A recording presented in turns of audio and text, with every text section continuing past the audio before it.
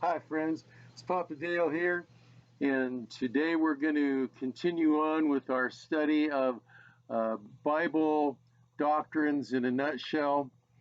You're going to see me from time to time reach up like this to scroll my notes, and so I hope you're not too distracted by that.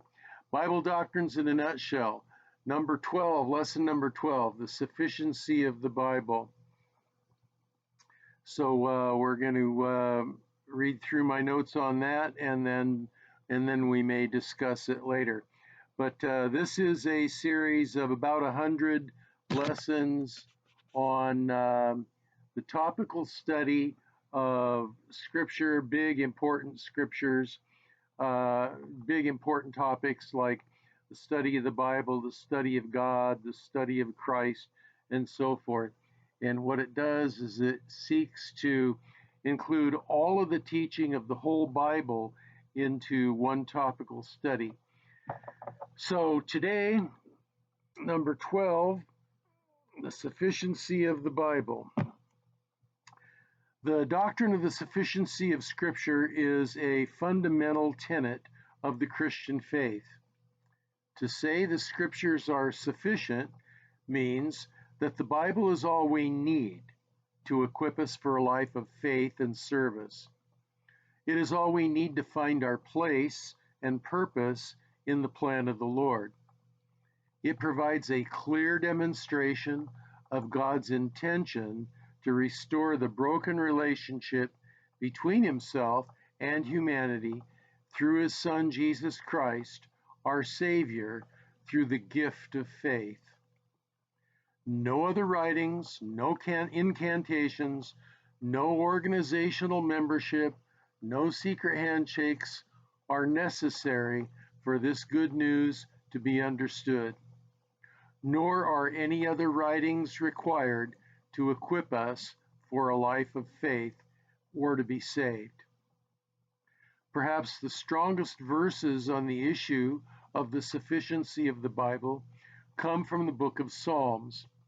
In Psalm 19, 7 through 14, David rejoices in God's word, declaring it to be perfect, trustworthy, right, radiant, enlightening, sure, and altogether righteous.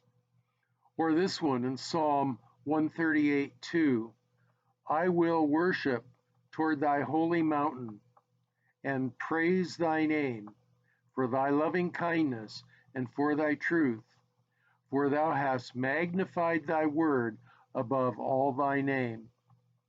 Or this one in 2 Peter chapter 2, quote, we have also a more sure word of prophecy, whereunto you do well that you take heed, knowing this first, that no prophecy of the Scripture is of any private interpretation. For the prophecy came not in old time by the will of man, but holy men of God spake as they were moved by the Holy Ghost. Now, what's really interesting about this last one, this last quote, is that just before that, Peter is talking about the time when he and James and John went with the Lord up to the Mount of Transfiguration, where the Lord was transfigured before them, and they could see Him in His glory, in His radiance, in His beauty. And Moses and Elijah also appeared there with Him on the top of this mountain. They actually saw Christ in His glory. And yet, Peter says, in spite of that, and compared with that, we have a more sure word of prophecy, whereunto you do well that you take heed, knowing this first, that no prophecy of the Scripture is of any private interpretation, for the prophecy came not in old time by the will of men, but holy men of God spake as they were moved by the Holy Spirit. This was a fellow who saw with his own eyes the glory of the Lord Jesus Christ on the top of the Mount of Transfiguration. And he says that it is more certain that the Bible, the scripture, is more true and more certain, and he can believe it more than he can believe his own eyes. The sufficiency of scripture is under attack today.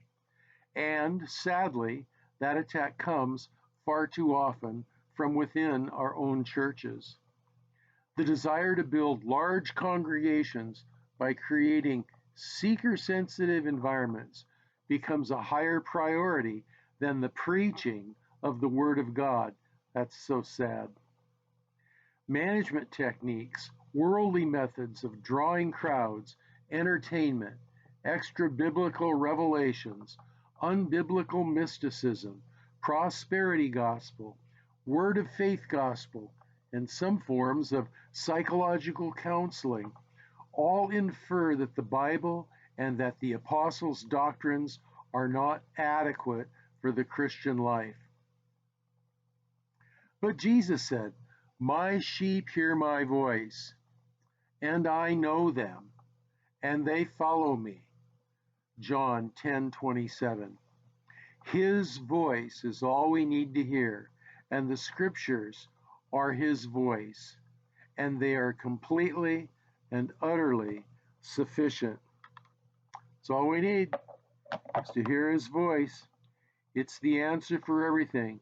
Properly understood, the scripture answers all our questions. You may have seen the sign from time to time. In my hometown, there used to be a sign, a neon sign, at a church that stood right beside the freeway, and a really large neon sign that lit up the sky when you came around the corner of I-5, and it said, "Jesus is the answer."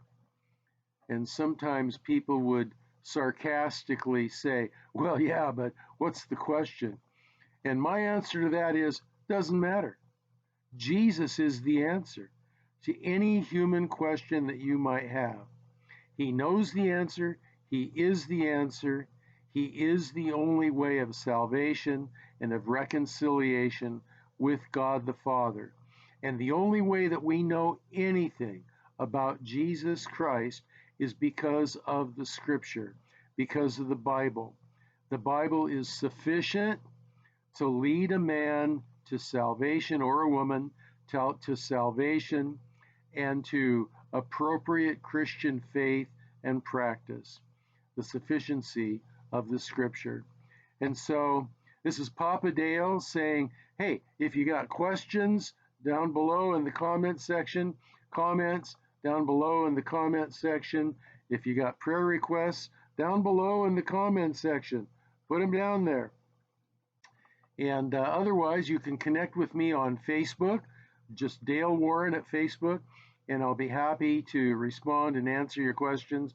Also, there's the Messenger application on Facebook where you can direct message me if you want to have a more private conversation. So, nevertheless, that's